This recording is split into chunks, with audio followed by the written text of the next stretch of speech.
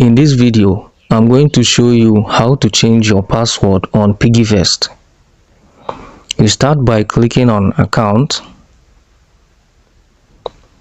then you scroll and click on Security.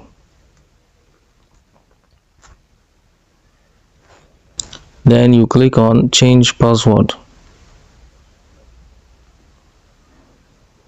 Then you enter your current password. Then you type in your new password next.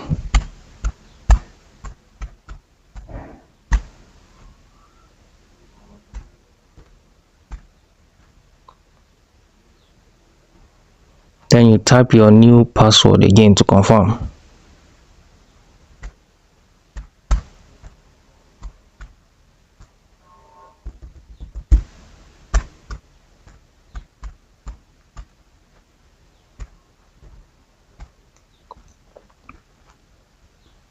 After that, you click Update and Logout.